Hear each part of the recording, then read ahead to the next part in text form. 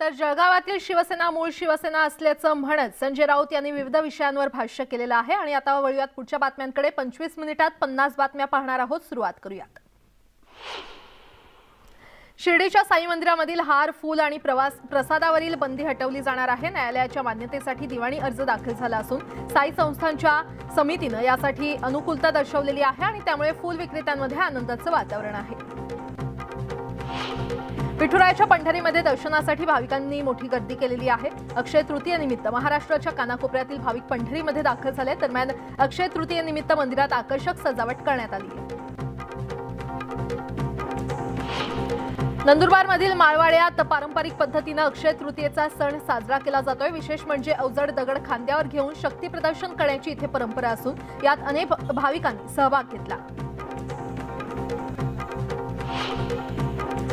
जळगाव सुवर्णनगरीमध्ये सोनं खरेदी करण्यासाठी ग्राहकांची मोठी गर्दी पाहायला मिळते। दरम्यान यावर्षी अक्षय तृतीया आणि रमजान ईद हे दोन्ही सण एकाच दिवशी आल्याने सोनं खरेदी करण्यासाठी ग्राहकांची मोठी गर्दी उसळली आहे। तर सोन्याच्या दरातही 500 रुपयांची घसरण झाल्याने ग्राहकांना देखील दिलासा मिळतोय। अक्षय तृतीयेनिमित्त दगडूशेठ बाप्पाला 11,000 आंब्यांचा महानैवेद्य दाखवण्यात आलेला आहे। लाडक्या बाप्पाच्या भोवती आंब्यांची आरास करण्यात आली आहे। दरम्यान दर्शनासाठी सकाळपासूनच भाविकांनी मोठी गर्दी केली आहे। राज्यभरातील शेतकऱ्यांसाठी गोपीनाथ मुंडे शेतकरी अपघात सुरक्षा अनुदान योजना लागू झालेली आहे। योजनेतील पात्र व्यक्तीला केव्हाही अपघात झाला तरी मदत मिळण्यास अपात्र न ठरवण्याचा निर्णय घेण्यात आलाय। त्यामुळे शेतकऱ्यांना मोठा दिलासा मिळणार आहे। अकोल्यात गेल्या वर्षीच्या तुलनेत यंदा काटेपूर्णा आणि वान प्रकल्पातील जलसाठ्यात घट झालेली आहे। जिल्ह्यातील 3 लघु प्रकल्पात 5% कमी जलसाठा शिल्लक आहे आणि त्यात यंदा पावसाळा उशिराने येण्याचा अंदाज असल्याने नागरिकांना तीव्र पाणी टंचाईचा सामना करावा लागू शकतो। यवतमाळच्या महागाव तालुक्यात विजांच्या कडकडाटासह जोरदार पावसाने हजेरी लावली। पावसामुळे घरांचे पत्रे उडाले तर वीज पुरवठा खंडित होऊन जनजीवन विस्कळीत झाले। वादळी वाऱ्यासह आलेल्या पावसाने आंब्यांचं देखील मोठं नुकसान झाल्याने शेतकरी हतबल झालाय। नाशिकमध्ये वादळी वाऱ्यासह पाऊस आणि गारपीट झाली। कांद्यासह भाजीपाला पिकांना पावसाचा फटका बसलाय। जवळपास 67,000 शेतकऱ्यांचं मोठं नुकसान झालं असून तात्काळ भरपाई देण्याची मागणी होती आहे। बीडच्या परळी शहरात लंपी आजारानं पुन्हा डोकं वर काढलेलं आहे। शहरात मोकाट फिरणाऱ्या जनावरांना लंपीची बाधा झाल्यानं चिंता व्यक्त होते। नगरपालिका प्रशासनानं लंपीग्रस्त जनावरांचा बंदोबस्त करावा अशी मागणी नागरिकांमधून होती आहे।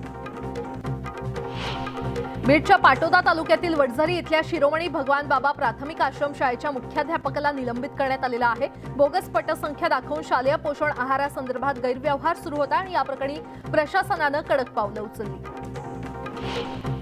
दक्षिण मध्य रेल्वेच्या नांदेड विभागाकडून आज मेगा ब्लॉक घेण्यात येतोय। देखभाल दुरुस्तीच्या कामांसाठी 5 तासांचा लाईन ब्लॉक घेण्यात येणार आहे। त्यामुळे अनेक लांब पल्ल्याच्या गाड्यांवर याचा परिणाम होणार आहे। Tapovan express, Nanded Pune express, Kacheguda Rotegaon express आणि नगरसोल नरसापूर एक्सप्रेस उशिराने धावणार आहे। जालन्यातील फुलंब्रीकर नाट्यगृहाची दुरवस्था झाली आहे। दुरुस्तीच्या नावाखाली 10 वर्षांपासून नाट्यगृह बंद आहे आणि त्यामुळे कलाकारांकडून तीव्र संताप व्यक्त करण्यात येतोय। दरम्यान हे नाट्यगृह तात्काळ सुरू करण्याची मागणी होती आहे।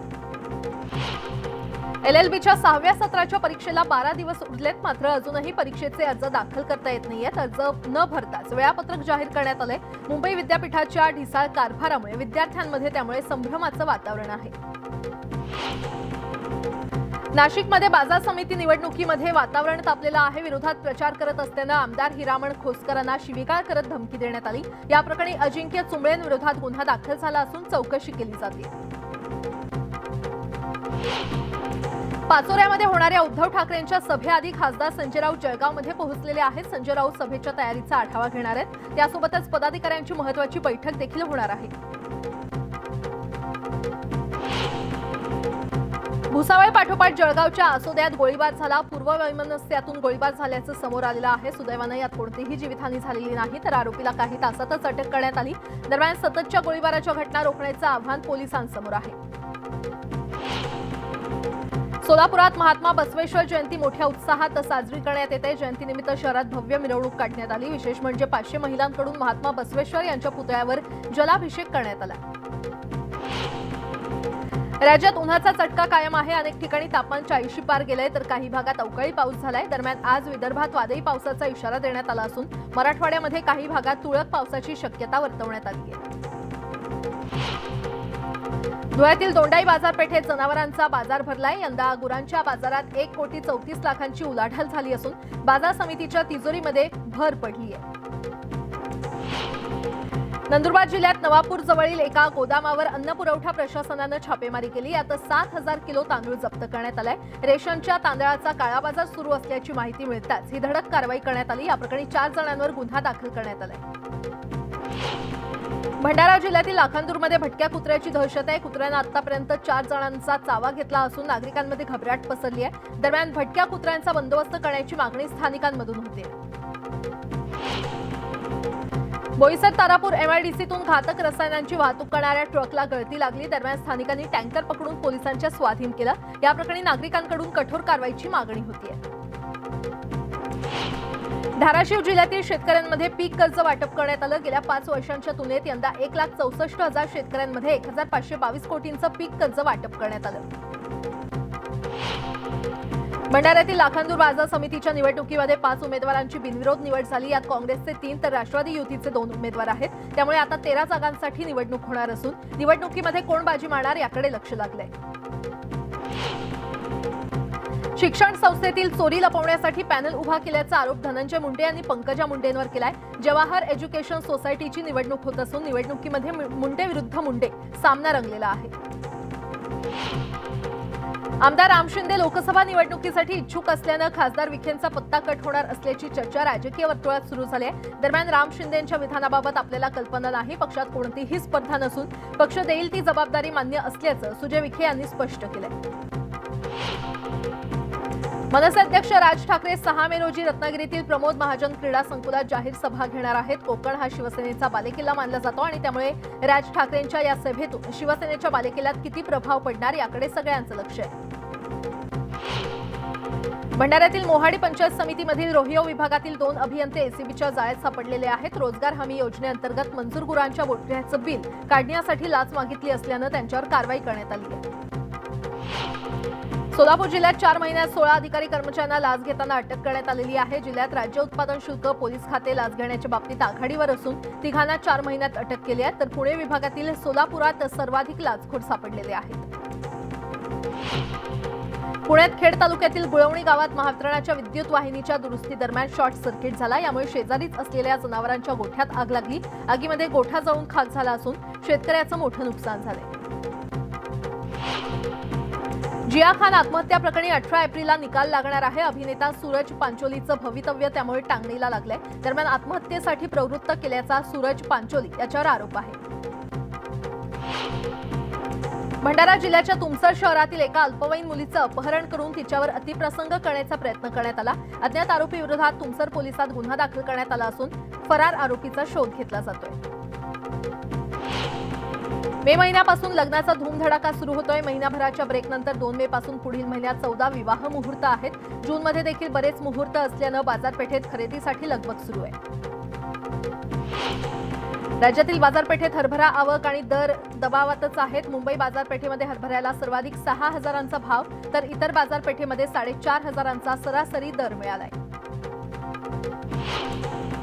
ठाणे बेलापूर भागातील लघु उद्योजकांना सुप्रीम कोर्टाने धक्का दिलाय। थकीत कर तात्काळ भरण्याचे आदेश देण्यात आलेले आहेत आणि त्यामुळे आता महापालिका मालामाल होणार आहे। रमजान ईद निमित्त भुसावळ शहरात बाजारपेठ सजल्याचं पाहायला मिळालंय। तर शेवया, कपडे आणि दागिने खरेदीसाठी मुस्लिम बांधवांनी गर्दी केली होती। रात्री 3 वाजेपर्यंत शहरातील दुकानं खुली असल्याचं पाहायला मिळालं। छत्रपती संभाजीनगरमध्ये ईद निमित्त बाजारपेठेत खरेदीसाठी गर्दी झाली। ईदच्या दिवशी सुगंधी अत्तर लावण्याची प्रथा मुस्लिम बांधवांमध्ये आहे आणि त्यामुळे अत्तर बाजारपेठेमध्ये अत्तर घेण्यासाठी नागरिकांची गर्दी पाहायला मिळाली। ठाण्यातील इंदिरानगर परिसरात आयोजित करण्यात आलेल्या रोजा इफ्तार पार्टीमध्ये राज्याचे मुख्यमंत्री एकनाथ शिंदे सहभागी झाले होते। यावेळी मुख्यमंत्र्यांनी सर्वांना रमजान ईदच्या शुभेच्छा दिल्या।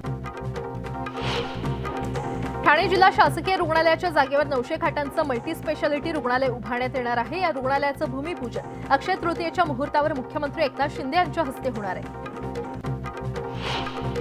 रविवारी रेल्वेच्या 3ही मार्गावर मेगा ब्लॉक घेण्यात येणार आहे। मध्य रेल्वेच्या माटुंगा मुलुंड अप आणि डाऊन धीम्या मार्गावर तर हार्बर मार्गावरील सीएसएमटी ते चुनाभट्टी वांद्रे अप आणि डाऊन मार्गावर ब्लॉक असेल। डिलाईट रोडवरील एसटी थांब्यावर एसटीची वाट पाहणाऱ्या प्रवाशांची प्रतीक्षा अखेर संपली आहे। अक्षय तृतीयेच्या मुहूर्तावर या थांब्यावरून कोल्हापूरसाठी 15 एसटी गाड्या चालवण्याचा निर्णय घेण्यात आलाय। यामुळे प्रवाशांना मोठा दिलासा मिळालाय। वाढत्या उन्हाबरोबर पाण्याची मागणी देखील वाढली आहे। त्यामुळे पिंपरी महापालिकेनं कठोर पावलं उचलण्यास सुरुवात केली असून पिण्याच्या पाण्याचा अपव्यय केल्यास नळजोड तोडण्याचा इशारा पिंपरी चिंचवड महापालिकेच्या पाणीपुरवठा विभागानं दिलाय। सोलापुरात पाणी प्रश्न तीव्र झालाय। महापालिकेविरोधात प्रणिती शिंदेंच्या नेतृत्वात मोर्चा काढण्यात आला। सोलापूरकरांना 6 दिवसातून एकदा पाणी पुरवठा केला जातो, त्यात गढूळ पाण्यामुळे नागरिकांच्या आरोग्याचा प्रश्न निर्माण झालाय।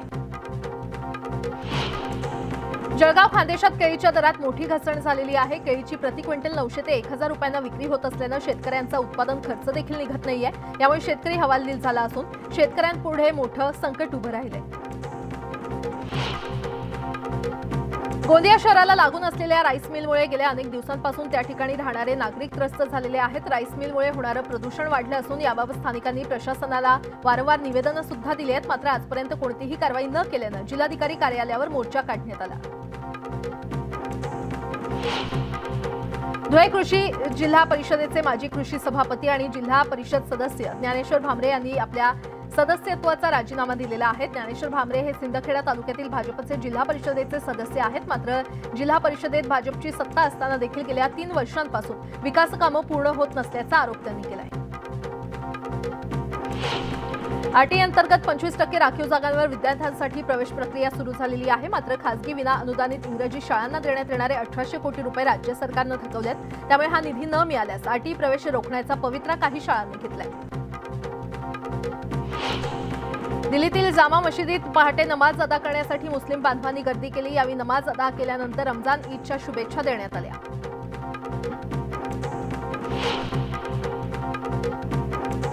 दाक्षिणात्य सुपरस्टार प्रभास आणि कृती सॅननची प्रमुख भूमिका असलेल्या आदिपुरुष सिनेमाचं पोस्टर अक्षय तृतीयेच्या निमित्तानं रिलीज करण्यात आलेलं आहे। पोस्टर पाहून चाहत्यांमध्ये सिनेमाची उत्सुकता शिगेला पोहोचली आहे। यासोबतच इतरही काही महत्त्वाच्या बातम्या आपण पाहणार आहोत। तुर्तास एक छोटासा ब्रेक पाहत रहा न्यूज 18 लोकमत।